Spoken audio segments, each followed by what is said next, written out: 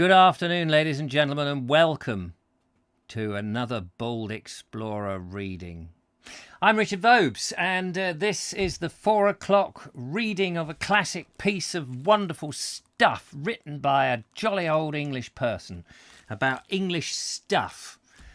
And that's what we do here on the Bold Explorer in our quest for England, in our quest and our praise of this rather special and wonderful land that for some reason some people are trying to squash, but we won't let them. We won't let them.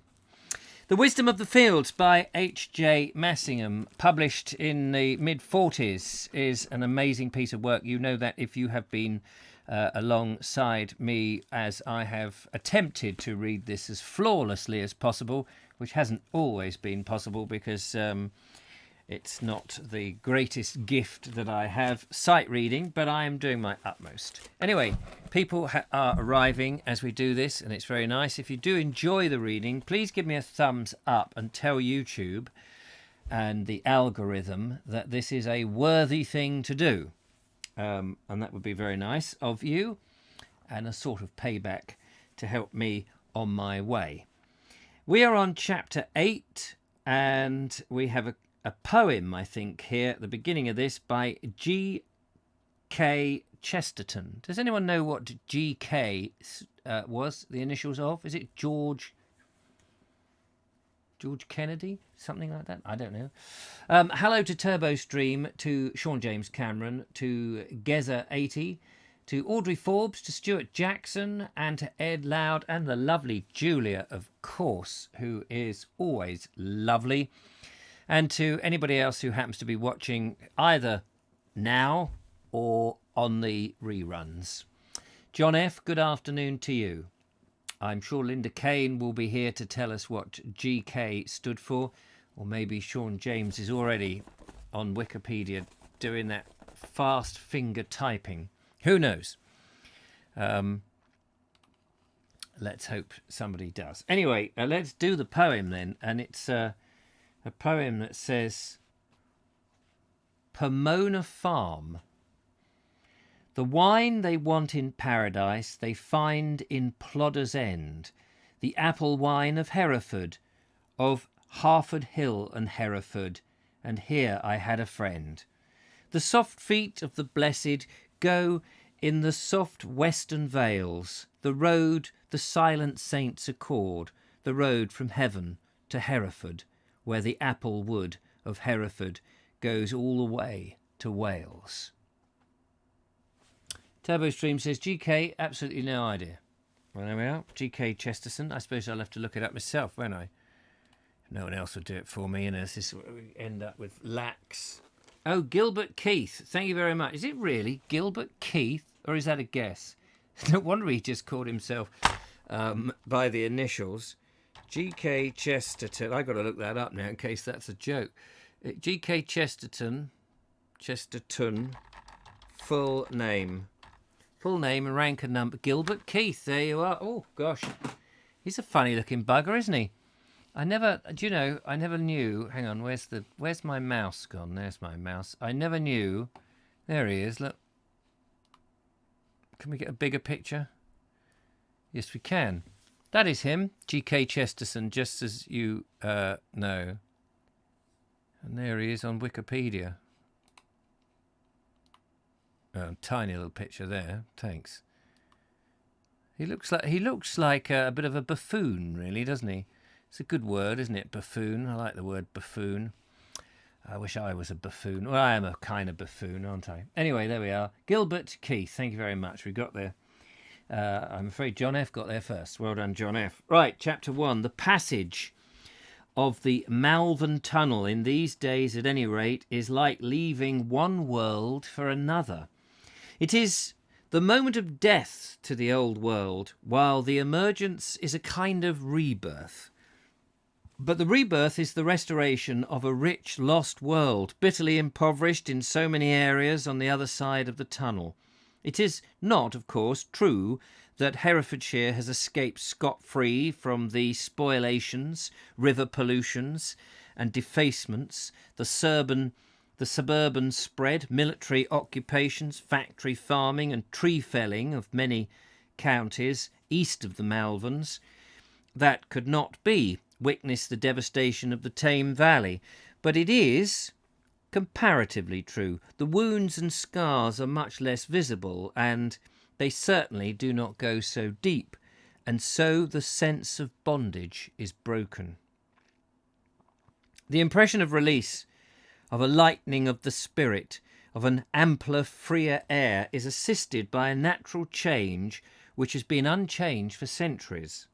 The traveller has entered the country of the Hereford cattle and the Ryland sheep, of the Kingston black cider apple and the Golding hop, of the Worcester pearmain apple come to glory instead of being thrown to the pigs, of John Abel and the magpie style of the timbered house, of the needle spire and the blunt tower just peering over the high-roofed nave, and preeminently of the permanent pasture and the grassy orchard.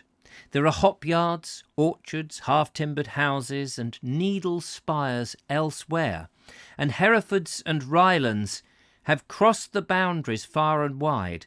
But the differences remain so because these things are more native to Herefordshire than in the rest of England.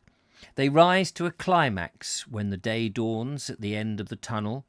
There are plenty of orchards, for instance, in Worcestershire, probably double the number to the square mile in Herefordshire, to the square mile in Evesham and Pershore region than in the same area anywhere in Herefordshire. Yet they are different, even when grassed. Zealously cultivated as are the Herefordshire orchards, they have not submitted to the iron discipline of mass production to the same extent as the Vale of Evesham. They have a more spacious air and are less regimented, while their freer growth makes them the happier air of belonging to their own natural soil. All these differences are to be derived from the maternity of that soil. It may be that the liassic deposits of Evesham and the Brit Valley are as rich as the old red sandstone of Herefordshire. It may be that the green sand belt that valances the chalk downland below the springs is kind and fruitful, but the lias and the green sand of England only occur in pockets, belts, and strictly limited areas. The Devonian sandstone of Herefordshire covers, if the old Rylands of the north be accepted, nearly the whole county, and the county is as generous in length and breadth as in vegetation. It moulds and kneads its generosity of contour no less than originates and conditions its exuberant fertility. It is this abundance and fecundity of natural growth, this freedom of diversity in fold and shape in a land of many waters and laughing hills, that welcome the traveller out of the tunnel. But what gives his spirit wings is that the will of the old red sandstone stamped upon that green life and landscape is not yet smudged or effaced. Where is this tunnel from which he speaks? I wish to know. Somebody tell me. Still on part 3, says Josh Stick. Hello to you, Josh Stick. Nice to have you with us today. Michael White, thank you for coming along. And Edward Moulding, hi, he says, missed most of yesterday. Tree in the garden came down in the wind at 4:20. Oh, what a bummer. Sorry about that. Lovely description, says lovely Julia. Thank you very much, lovely Julia. I was on my way to see a farm and enjoy the hospitality of a farmer who, in spite of unremitting pressure from without, still practices upon the arts of the husbandman. I expected, therefore, to find in a few days and within the speck of a few acres the heart of Herefordshire. But what I did not expect was to see a farm organically husband and thus faithful to the old spirit of the county, so royally staged. It was as though the whole of the West Country had risen about this little farm of 160 acres to stretch out a titanic hand and bless it and the man who loved and gardened it. It was situated on a knoll above the River Lugg, less than a mile from its junction with the Wyre at Mawdyford. Over the dark tower of Hereford Cathedral to the west, across the Golden Valley to the south and west, and half Monmouthshire to the southwest, it faced the whole range of the Black Mountains. The Skirrid, the holy mount, whose side slid and fell at the crucifixion, was the companion pillar to the Sugarloaf across the Abergavenny Gap. Like a buzzard floating above them, the sight swung in a tremendous arc to the Garda Point. Or is that Garda Point? Sorry, a bit of COVID there.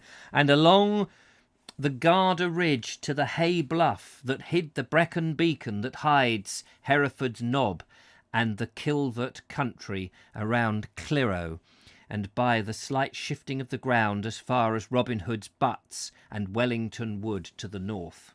I've heard of Hereford's Knob. I've never been there. I'd like to go.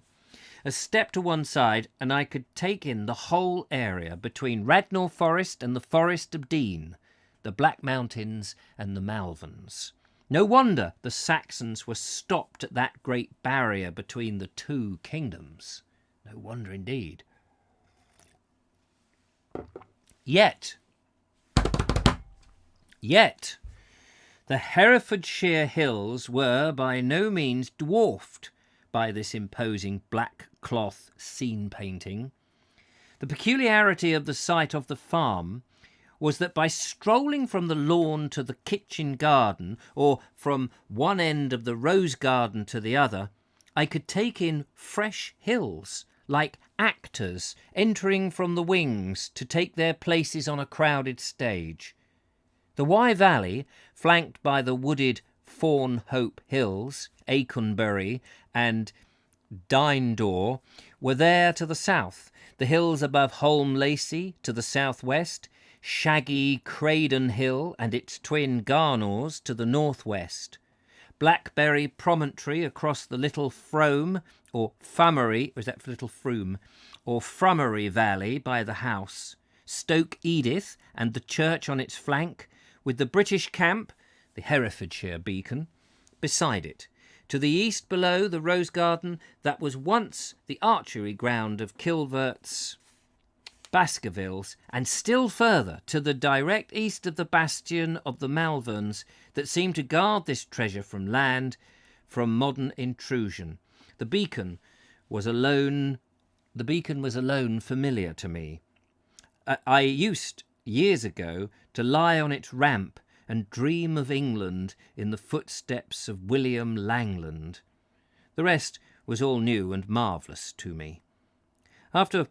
One after another, these nearby bearded hills looked in on the little farm perched on its knoll, as though to pass a friendly word with it. And Herefordshire is the most friendly, as it is the richest of counties. The key to its beauty is, I think, that this luxuriance and friendliness are fused with grandeur and wilderness, or even wildness, and spaciousness in the multiplicity of timbered hills tossing up everywhere, with all the irregularity but without the oddity of the hills of the Upper Lias in Somerset, Dorset and Worcestershire. Generous, as we say, to a fault, and so the farmer's farm and the gardener's garden, in the large and lavish manner, quite different from the intensity of the market gardeners of Evesham Vale. That is the way you must farm to be true to the land of Herefordshire, a land that gives with both hands. I found the wheat in full ear in mid-June, the rose and cistus in bloom when in Oxfordshire, where I had come from, and not a rose or an ear was, except sheltered in corners, to be seen. I saw the biggest white poplar I had ever set eyes on, and a path of the Gentiana aculis whose leaves hid the ground. The wisteria up the wall of one of the outbuildings of the house on the knoll covered the whole of it, reached the roof and was climbing the chimney. My host told me later that on December the 21st in 1944 he had picked a bowlful of Princess of Wales violets 10 inches high. The currants were as big as out-of-door grapes. The Royal Sovereign strawberries were Falstaffian. To get one of those monsters into the mouth off the stalk would have interrupted conversation, and half a dozen was a plateful. Earth's increases, foison plenty, barns and garners never empty, vines and clustering branches growing, plants with goodly burden bowing. But there was another reason for this than primal Hereford bounty. The farmer himself had biological ideas. He was a student of his native soil and a canonist in the rule of return. What he took away, he rendered back according to the natural law. To the utmost farthing he repaid what he received. The hub of the seasonal cycle in that garden was the balance of give and take, decay and renewal. He paid his earth dues religiously. He kept faith as well as acquired knowledge. His was a practice of loving no less than learning. They came together in wisdom, which is neither love nor learning, but both in one. These principles he extended to the world at large, and so, like my yeoman friend in Somerset, is a conscious pioneer, a believer in the England which Cobbett championed. When Cobbett came to Herefordshire, he created a sort of buzz. "Here he is," said one man to another. "Yes, God damn him," said another. A century later, my friend says to me, "I have always held his views. He is a survivor of Cobbett's England as well as a pioneer towards it." My Somerset friend is a pioneer among a traditional company. My Herefordshire friend combines these two seeming opposites in his own person. For he is a Herefordshire man whose roots are so deep in his own place that there is no getting down to where they begin. If Lucerne can go 30 feet down into the soil, he can go 10 centuries. It is right that the Black Mountains should be the frontiers of his view when a forerunner of his married the daughter of Owen Glendower. There was state as well as blood in the ancestral stake in Herefordshire land, long before as well as after. I'll read that again. There was state as well as blood in the ancestral stake in Herefordshire land, long before as well as after Glendower and his border lineage was once... I've messed that up. One more time. Hang on a minute. Apologies. There was state as well as blood in the ancestral stake in Herefordshire land, long before as well as after Glendower, and his border lineage was once strong in the fiefs, manors, and mesures, in castles as well as cows.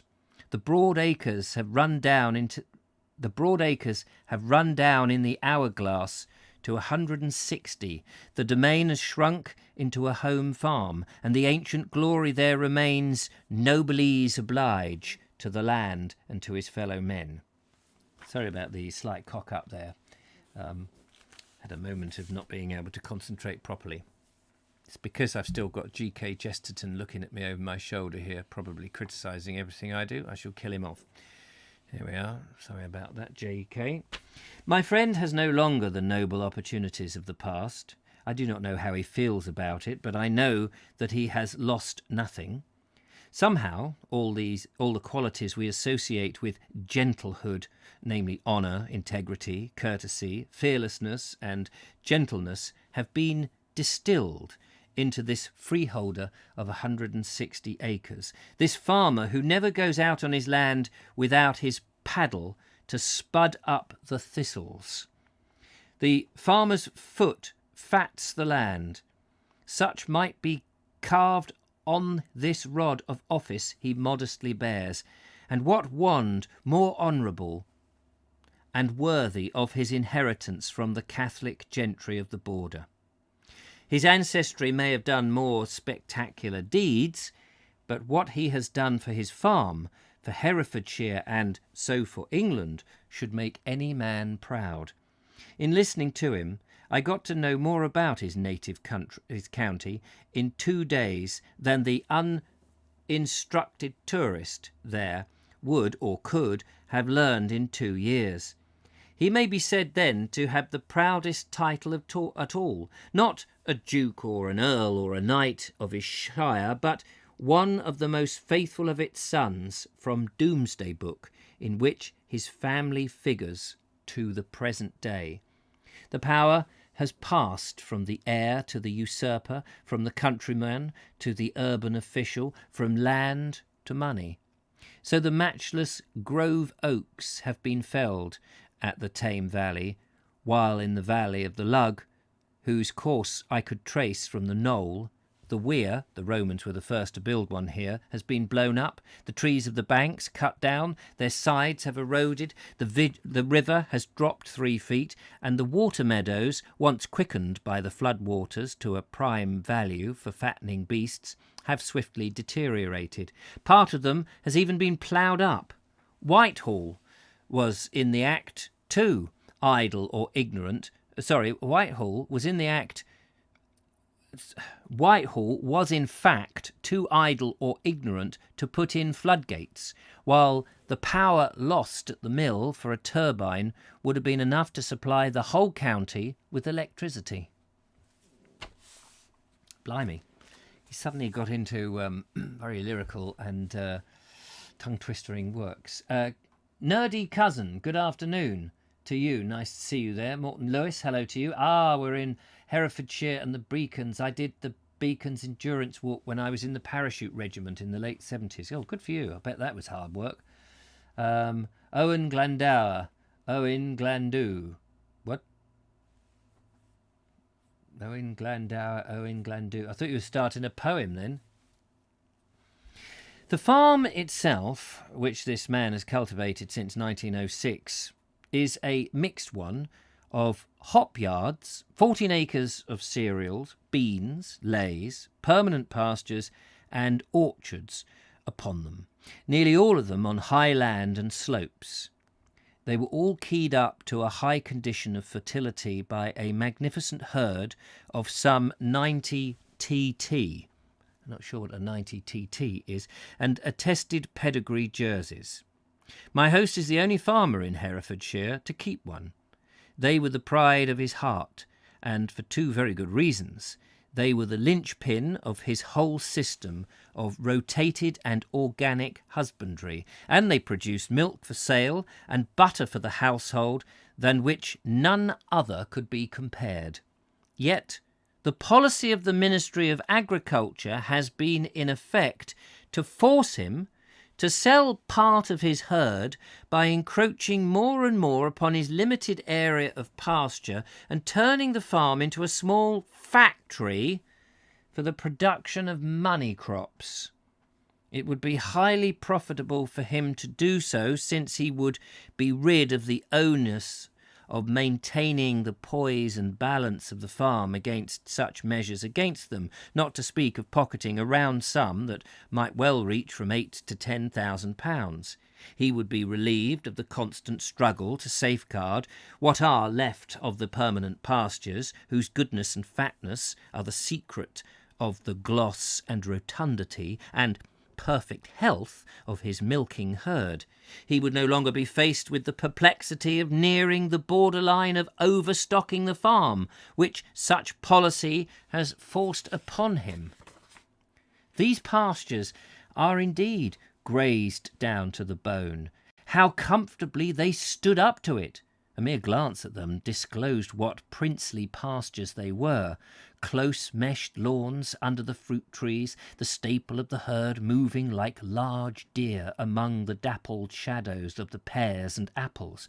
How wise this observant man had been to fight for them. Our present agricultural policy, being urban, has little enough to do with observation in the field. It is unaware of the fact that the best grazing pastures contain at least 25% of weeds of the utmost value to the cow for digestive and excretory purposes, and so reacting upon her stamina, health, and breeding capacity. My host told me a striking example of the nutritive value of weeds. At the end of January, the golden plover, called by W. H. Hudson the Batitu from his Indian name, migrates from the southern states of North America 1,000 miles to the Atlantic and down with the trade winds until it reaches the Argentine. Here it turns in west for no other purpose but to feed on the seeds of the Argentine thistle that grows taller than a man. These plover he used to shoot on their journey for the pot, so fat from the oil of the thistle seed that they often burst when they hit the ground.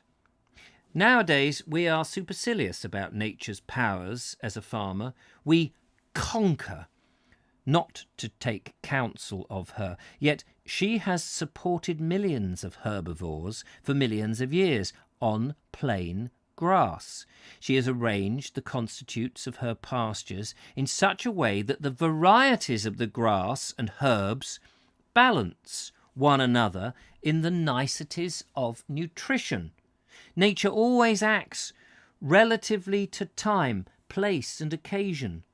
We standardize an area and apply it indiscriminately, ploughing up a good permanent pasture with the bad and giving their substitutes no chance to settle in for good hay and good grazing. Nor do we listen to the warning voices, one of which, that of Professor W.R. Williams of Moscow, ascribes the decay of past civilization to loss of soil fertility by the destruction of the soil's crumb structure in the ploughing up of the grasslands. But on this farm I could see the symbiosis, the interplay of vitality between grass, herd, and trees, cattle and pasture, each conferring wealth upon the other and swelling the fruit on the trees. The poetry of the sight ratified the excellence of the relation. It was clear that the loss of the herd or the ploughing of the pastures would have ruined the whole economy of the farm.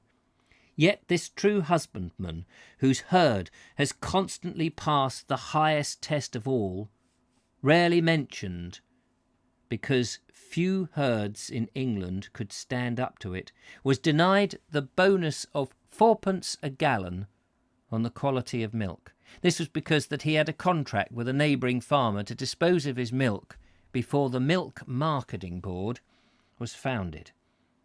England possesses the best pedigree herds and the worst dairy cows in the world.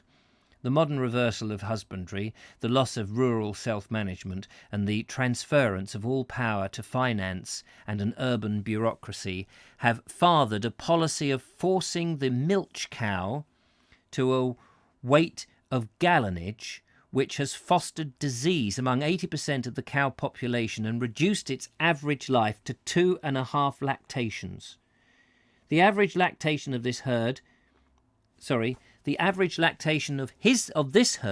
over a long period was 8 years. The average milk yield is well over 700 gallons a year. Some have been mothers of 13 and 14 calves. Others, crossed with Lincoln Reds, have borne 13 calves in 13 years, or 12 calves in 12 years, giving over 1,000 gallons with the 12th calf and averaging 1,200 gallons over 4 years. Another purebred Jersey had 12 calves in 12 years, averaging 780 gallons over 8 years. See, I don't think our modern cows can do anything like this. I think they're dead within a couple of years, aren't they? And off to the knacker's yard. The true test of any cow is its normal health and normal milk yield. And there can be no doubt that the policy of calculating the output per cow is just as fallacious. Oh,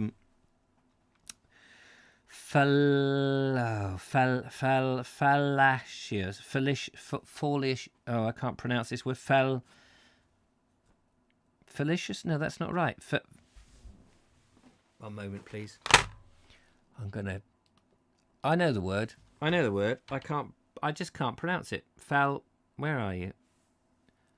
Fallacious? Is that right? Where's it gone? I've lost it. Wait a minute. Come back. Where are you, word?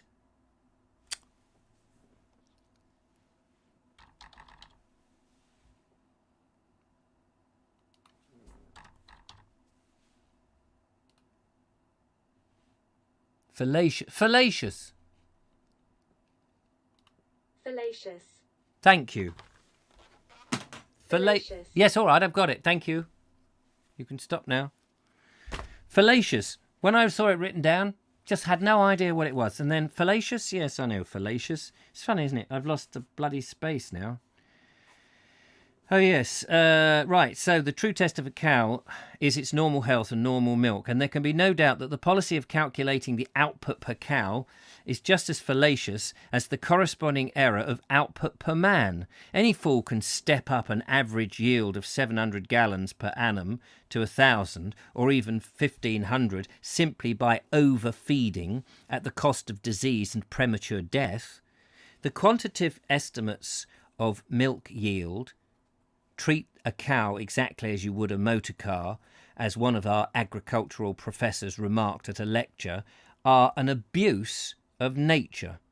The remark is a perfect example of what Dr. Toynbee, in A Study of History, has called the apathetic fallacy.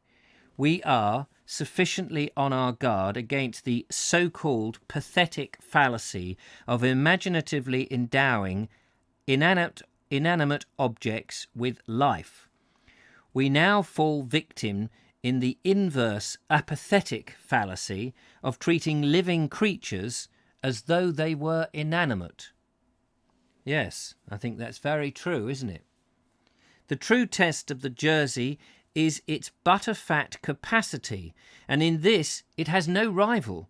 Here I saw them carrying the whole farm, feeding, fertilizing, invigorating it, as they were fed by it into years of vigor and productiveness. It was a very long time.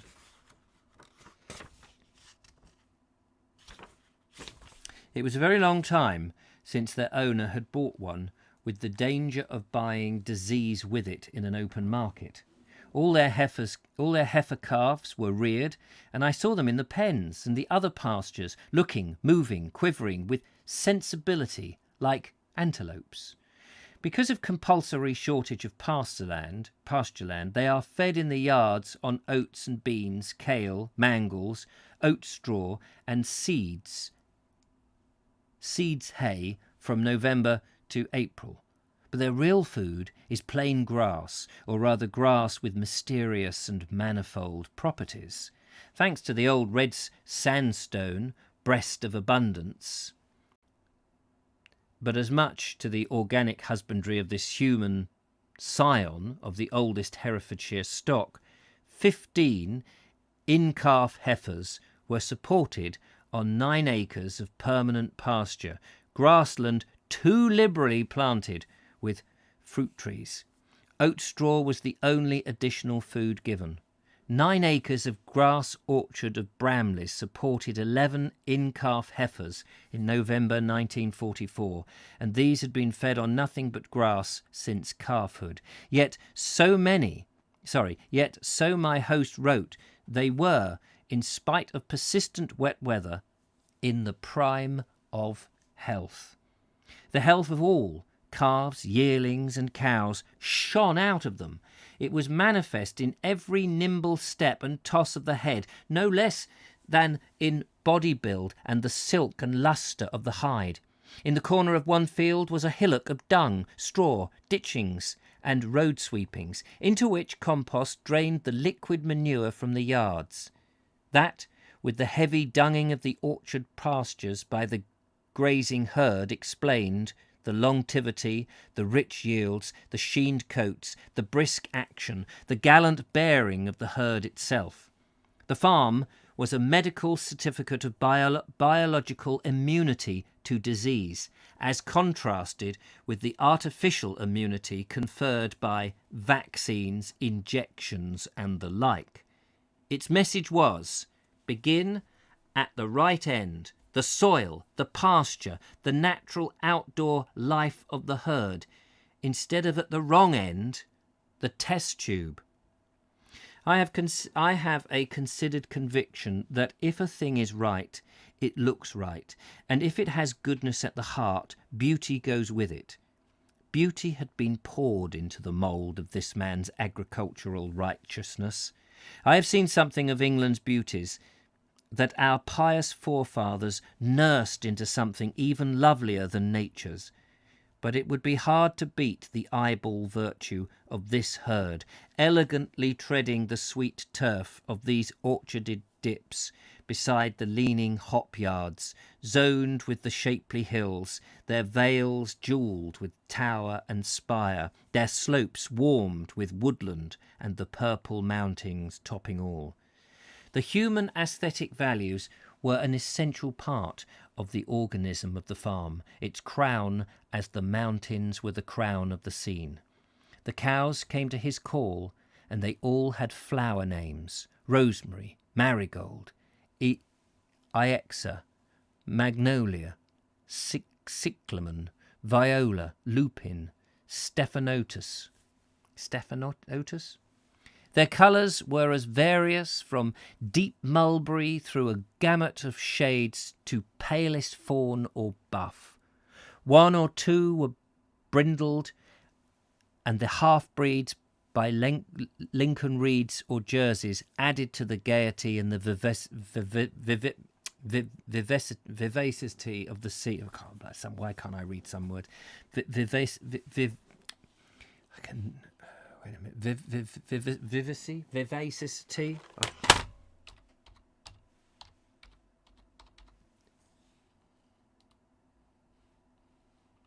Why can't you just give me? I don't want to go to a YouTube one. Just give me a thingy. 24 seconds. Just get to it. What? Speak, woman. Speak. No, I don't want adverts. Speak. Vivacity. Vivacity, yes, thank you. Sometimes I just see words and I just... and then you go, oh yeah, vivacity, okay, I got it. Stupid bloody thing. Vivacity of the sea, lost the rhythm. Their colours was as various from deep mulberry through a gamut of shades to palest fawn or buff. One or two were brindled, and the half-breeds by Lincoln Reds or Guernseys added to the gaiety and vivacity of the scene. They gazed at him with their large and luminous eyes like pools in shade, as though he were the bell-wether of the flock of ewes. He not only knew them all by name at a glance, but their characters and foibles and adventures. He was their paterfamilias, the family farmer, at the topmost meaning of the word. He did not actually do all his cultivations. He did all the brooding and the thinking, and something more deeply interfused, the touch of grace of what should be called pietas, was the greatness of his reward. Pause there for a moment. Paterfamilias. What is that? How do you search that? I don't want this. Why am I here? Paterfamilias. Just going to look that up because Paterfamil.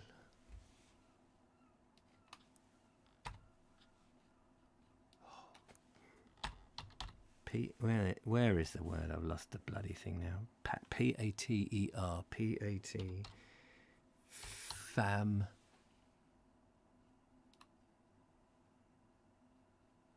No, I don't want the crown. Paterfamilias. Paterfamilias. The main head of the family. Oh, as in the pater. Pater and mater, the male head of the family or household. Okay, thank you for that. That's very kind. Let's have a look. People have been chatting away. Let's quickly catch up. Richard, been a while. Nerdy cousin, yes. Thank you. Sean Caverin, whatever. Diana Rolfe, hello to you. Graham Cass, if it's not broke, don't fix it. Trying not to fix it. I think I wrote this in the past life. Julia, you know, I was thinking of you as I read this. Michael White, we didn't eat beef before the Normans came. There was no word for it in the English language. Well, that's interesting. Norman French, yes, that would be why the English word beef derives from the French word boeuf. Ah, I was too slow. Oh, yes, somebody else got to that. This is distressing me now, says Graham Cass. In what? Because of my reading or because of what? What is distressing you? Vivacity. Yes, I got there. I mean, I got it. Now I look at it, I see it. But sometimes, I don't know, I must be somewhat dyslexic because some words, they just... I see the words, I see the letters, and I cannot put the sound to what I'm looking at. Whereas others, you know, mostly I can. But suddenly you come across a word and I just go, I don't know how to pronounce it. I don't know what that is. And then you go, and then now I look at it, vivacity, I could pick that up each time. Isn't that weird? The paterfamilias is also written by the paterfamilias, plural, paters, families, was the head of the Roman family. The paterfamilias was the oldest living male in the household and exercised autocratic authority over his extended family. The term is Latin for father of the family. Thank you. There we go. The best people as dyslexic, Richard, says Michael White. Is that true? I would hardly put myself in the category of best people. I am a mere smidge on the side of a shoe somewhere. I am a little squit. Anyway, how are we doing? We've got time to do a little bit more. I'm enjoying the reading of this, whether I'm getting it out right and having to stop. Let's see if we can just get this next little section under the table. So he is writing so beautifully and so in praiseworthiness of this particular man in Herefordshire. And it's so, you know, this is what I want farmers to read and comprehend and understand, that you know, that probably it's the wrong people are doing the farming. If they don't know their cows by name, if they don't give them the nice, richest pasture and look after them, if they don't treat them like an inanimate object, I mean, my God, you know, they should not be in that job. And there are plenty of people who would swap with them. It is people, you know, we've gone the wrong way. The people doing this are in the wrong positions. How did it get to this? What's gone wrong? The fruit, too, was a wonder. It was this orchardist's view that fruit trees and bushes should be pruned and shaped as young things only and according to their variety of mission. They should be left alone, and the knife used only to cut out dead wood and scions. Fruit would thus follow, each according to its kind, as the great God intended. The herd that gazed under the trees was largely responsible for the flavour and magnitude of the orchard crops. Fruit of all kinds, soft and hard, for cider, for jam, for dessert, cherries, apples and pears, in the main, with 2 acres of blackberries. Formerly, my host used to grow 100 tons annually of the best jam strawberries in England. He hardly needed to tell me that the cherry orchard bore 10 tons from 4 acres, and that in one of the pear orchards, 6 of the trees had in the previous year yielded 3 tons. I could see the exuberance of these trees for myself. Their leaves seemed hardly to outnumber their fruits. It was charming that One only had to walk from the orchards to the house to find that noble book in 2 volumes, Herefordshire Pomnoma,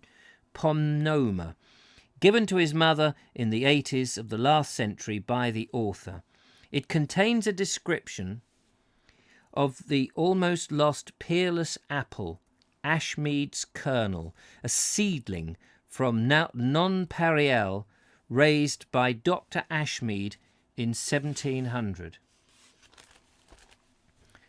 I first saw the pear orchard across a narrow bottom from a high field of seeds hay, cocksfoot, ryegrass, timothy and clover ripe for cutting. It sloped gently down to the foot of the green cleft and was flanked by hop-yards and corn. The position of this orchard, with its close lawn-like pasture and the constellation of trees under the brow of Shucknall Hill, and within sight of Robin Hood's Butts and the Mulvins, was Arcadian. It might have been a gifted illustration to Brown's Britannica pastorals.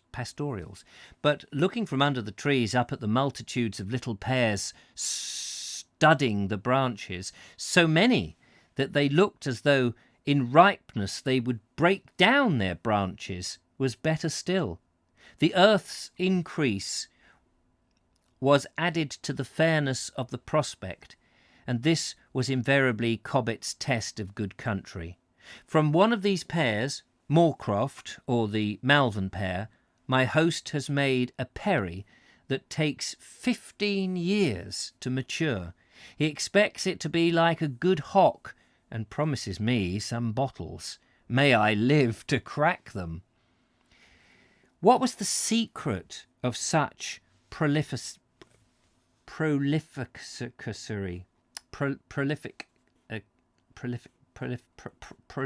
Oh, why can't I say these words?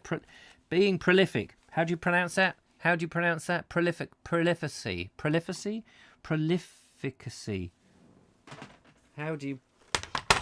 Oh, I'm having a day of prolificacy, is it? Yeah, I got that. I want the pronunciation, please. Just give it to me. No, why do you keep going to bloody YouTube? Prolificacy. Oh, it is prolificacy. Okay. Prolificacy. What was the secret of such prolificacy? He says as if nobody heard him look up the word. The trees were unwashed, unpruned. They had been left to nature. Was it then the soil, perhaps the kindest of all our soils to the pear? Partly, yes. But nature gives her best under the wisdom and guidance of man. The final answer was the heavy stocking of the pasture with the Jersey herd. The very shortness of the grass had conditioned the yield of the trees above it. Grazing, dunging, and harrowing were what had loaded their branches. I saw these branches, big with increase towards the close of a drought, which had lasted with short intervals of showers and thunderstorms for 18 months. I saw them after a dry summer, a dry autumn, a dry winter, a dry spring, and a dry end of it. The bare statement is more worth than pages of argument for the virtues of organic farming. As my host said, provided the soil is alive, that is to say, well stocked with humus, and that collective cultivation is undertaken at the right time, plant life actually prefers drought with its attendant sunshine.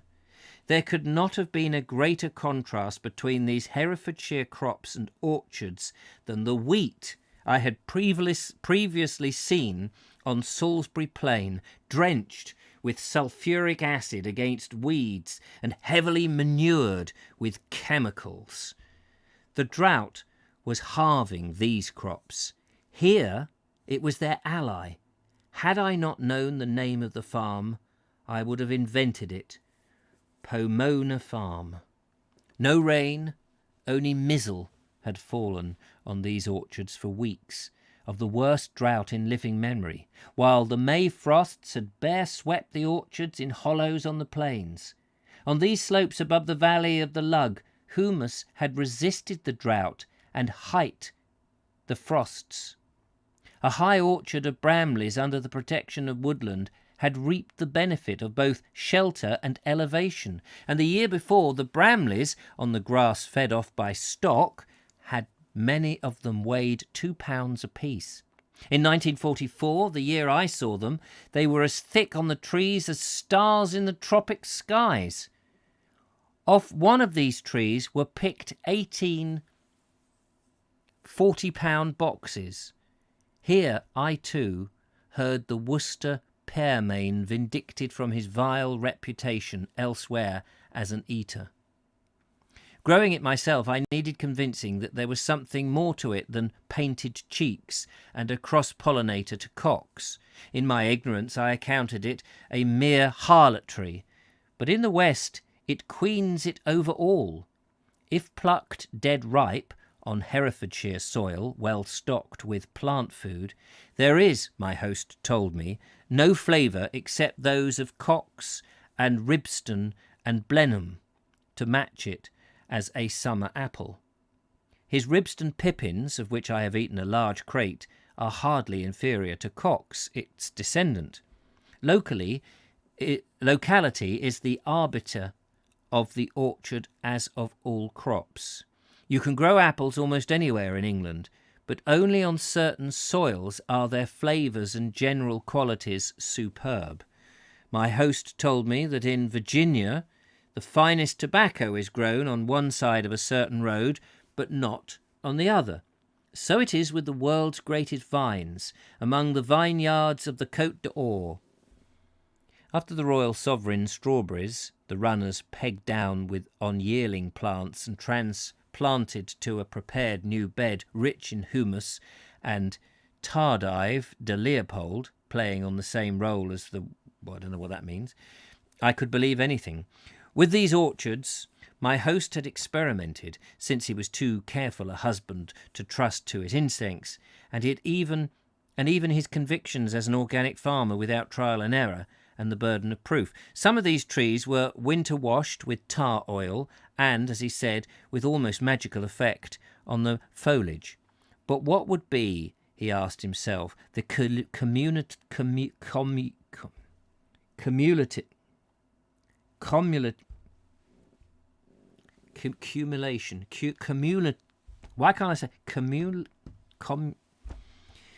what would be the over effect of the soil? Why can't I say the word? I'm having a day today.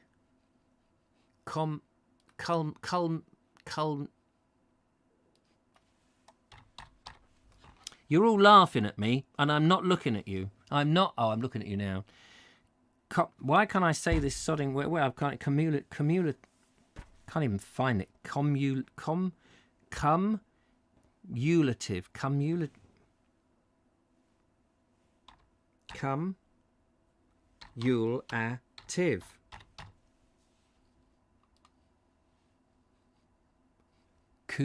What? Cumulative. Yes, that's what I thought. That's the word I was saying. What? Say it again. Cumulative. Yes. You see? Cumulative. Yes, I've got it. Thank you. Cumulative. I know the word. I know the sodding word. I know the word. You see, I am dyslexic. I must be getting worse at this. Cumulative.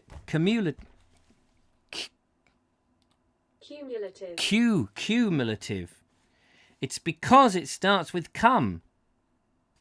And it's Q. Take the first two letters. Cumulative. I've got it. Cumulative.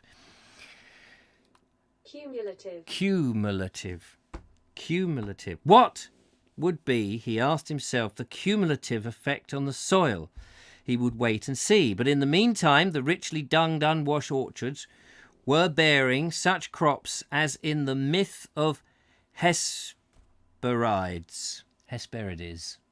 I know. I just did Hesperides because that's how initially I would spell it. Hesperides.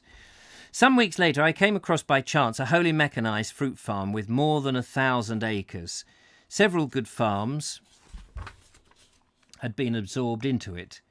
But for the cocoa bean husks and the hoof shoddy for the currants, it was fed entirely by chemical fertilizers, principally nitrate of soda and sulfur of ammonia. It was a dramatic illustration of Mr. F. A. Secret's work in the Journal of Applied Biology.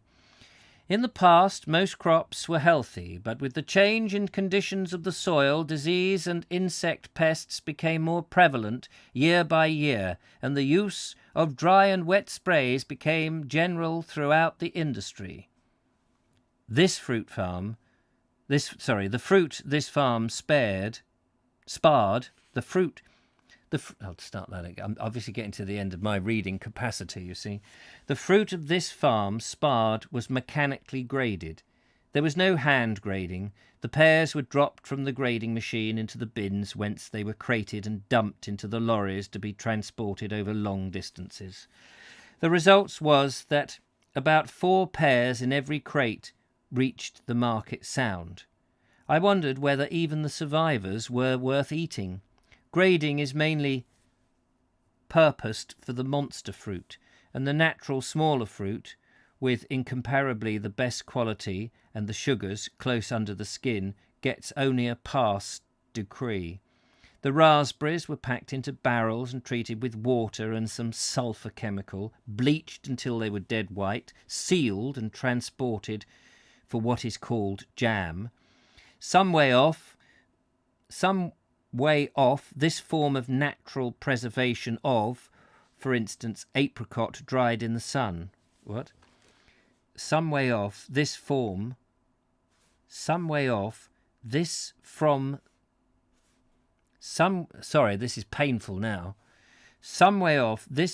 the natural preservation of, for instance, apricots dried. Oh, this is some way off from the natural preservation of apricots dried in the sun. One of the orchards of Cox's was so far away from the centre of the farm that in the previous year they'd been left to rot on the ground. The old days, windfalls were the prerequisites of the workers, but this ultra-modern and progressive farm polished the windfalls and sold them for 1 shilling and 6pence a pound. Enormous wastage was thus accompanied by a parsimony that had nothing to do with the thrift and defeated itself, since the pickers were given every encouragement to steal what they regarded as their own. The hop yards on Pomona Farm received heavy dressings of farmyard manure, and to my amateurish eye looked all that could be expected of this very ticklish crop. I was reminded of the Guinness hop farm in Sussex, where even the string was taken out of the old hop bine to mix in with the sewage sludge from Southwark. Result, average yield a ton per acre. The Herefordshire aristocrat is Mathan, one of the Goldings. The commoner is the Fugal hop, and on analogy with the Jerseys, they are grown from their own cuttings. You're losing me now, Mr. Massingham. You suddenly switched to hops. Goldings are used by the brewers, whole for their finer ales in dry, hop used whole. I think we might have to stop, although we're just at the end of this page. We'll just go on to the end of this page. I'm sorry, I'm doing my best. Please bear with me. Do not hang up. Put a thumbs up. Make me feel happy. Do something. Look at the wall. Watch some paint dry or something. But we'll just get through this end. I don't know why he's suddenly switched to... he was talking about fruit farm, but for some reason he's gone into hops and I've missed the... Oh, he's talking about... hang on. The hop yards. He's gone back to the nice farm. Let me retrace my steps so this makes sense.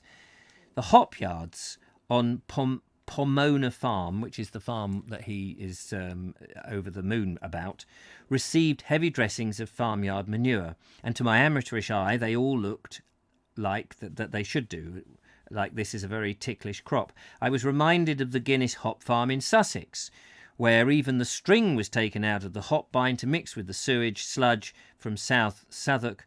I don't know where Southwark is in Sussex. The result was the average ton per acre. The Herefordshire aristocrat is the Mathan, one of the Goldings hops. The commoner is the Fugal hop. And on anthology with the Jerseys, analogy with the Jerseys, they are grown from their own cuttings. So yeah, okay. So he's grown his own, whatever that the manthan and stuff. Goldings are used by the brewers on the whole for their finer ales. In dry hopping, the coarser fuggle is a copper hop and is mashed up. Yet on this land, they were not coarse at all. Herefordshire soil and organic nourishment had promoted them into the lower rank of the Golding. Their cultivation is an art itself. They are scuffled, rolled, ploughed with a share of particular shape. Ploughed with a share of... Yes, that's what it says. Ploughed with a share of particular shape and ridged up. The older method being to earth up each plant separately. The lanes between the hop lines are broken down to the finest possible tilth, and to protect them from the winds their hedges must be high. Some of these, by that vein of poetry in their grower, which is a sine qua non of good husbandry, were balsam poplars. In wartime, with its short views and methods of expediency, nitrate of soda and potash were used on them. They seemed to do them no harm, and as supplementary to a soil full of humus, there is no apparent reason why they should. But this farmer has to keep an anxious eye for outbursts of the mosaic virus, and he called my attention to the hops growing wild in the hedgerows, more robust and taller in this natural compost than in any of the yards. It is this acuteness of observation, now rare, that is the hallmark of right husbandry.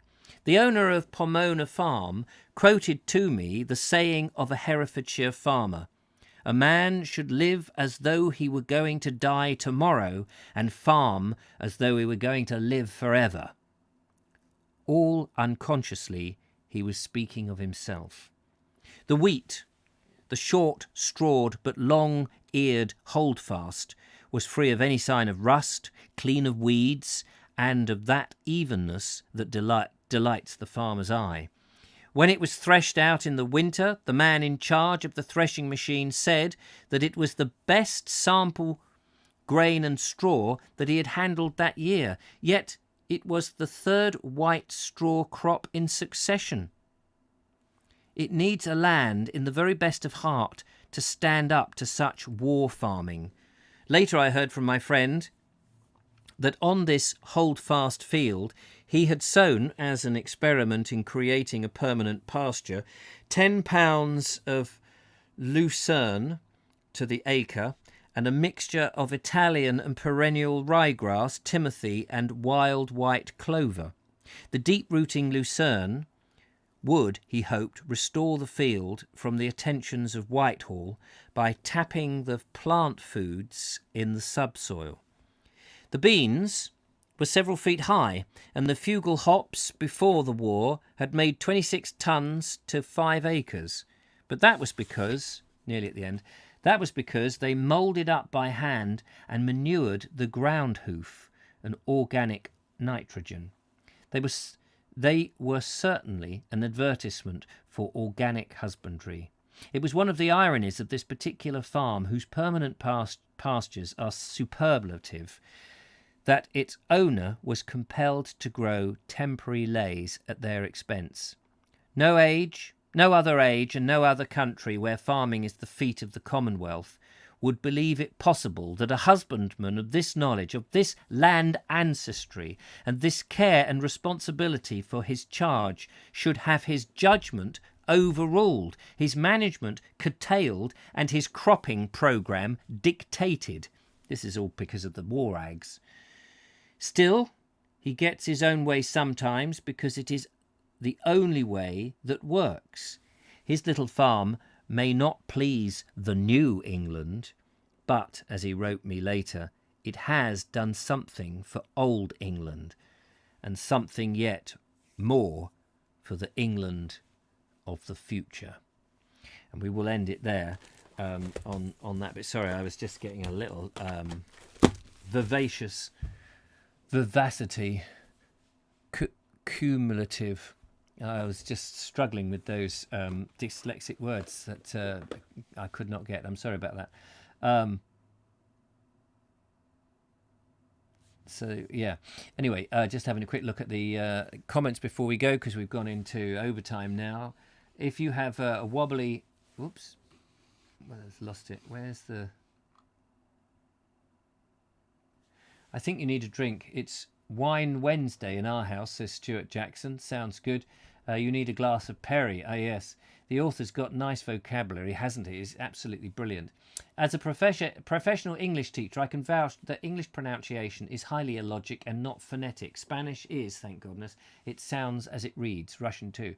Yes, thank you. I mean, you just have to sort of learn these words, don't you? And so when you see them, you just hear the word. If we have a wobbly word Wednesday, we can have an F word Friday. Maybe. The allotment channel says Fridays are for chippy teas. Sounds like you can get your tongue around most things, Morton, says Michael White. Lovely Julia says an hour is a long time for anyone to read aloud. I think even professional orators would struggle at this point. I think I'm not alone in saying that we appreciate the sterling and genuine reading, and thank you so much, lovely Julia. You are a star, of course, and so accurate. So soothing accent is a joy, Richard. Oh, your soothing accent. Thank you. Thank you very much. Huzzah for Julia's comment. Huzzah for Richard. Polished apples are so dated. Have to scrub off the wax. It's surely toxic. Yes, I don't know whether they mean polished, whether they were polishing them then with any sort of thing, whether they were just polishing them with a hanky, probably. These readings are difficult, Richard, but I enjoy them very much as I drive along. Thank you very much, Jeff. That's very kind of you. Sorry I missed the readings. Had a hospital appointment. Oh, we'll miss it tomorrow. Good luck with that. I hope it all goes well. So many poignant passages in today's reading. I know. Oh my goodness. The husbandman is a small farmer who does not own his own farm. A tenant farm. A husbandman is a small farmer who does not own his own farm. And yet they're all practicing husbandry. Husbandry is the act of farming, isn't it? That's what that is. Thanks again. Thank you very much, by the way. And those of you who want to watch the Vobe show later on, are welcome to do it at 8 o'clock on the Vobe show channel. This is such a good book. He's such a great writer. And I know I stumble over some of the passages, and his admiration just shines through for these old things. And it just makes you more sad. Does it not make you more sad and feel the loss? There are people that we have lost who are now 6 feet under and buried under the ground themselves, possibly feeding grass and who knows what. And their knowledge is bound up in some of these books, but probably not many. And they knew a way of life which was beneficial to everything, to the animals, to the plants, and to the humans, and to the earth and the environment. And we seem to have lost them and forgotten them and ignored them, and it seems purposely so. Purposely so. All for the chase of money. But money for the few, not for the most. It just seems despicable. Hopefully a new civilization will come when this one crumbles, and we will have people like that again. I won't be around then, of course, but hey-ho. Anyway, catch you later. Thank you for watching, and I will see you tomorrow or later on. Bye-bye for now. Bye-bye.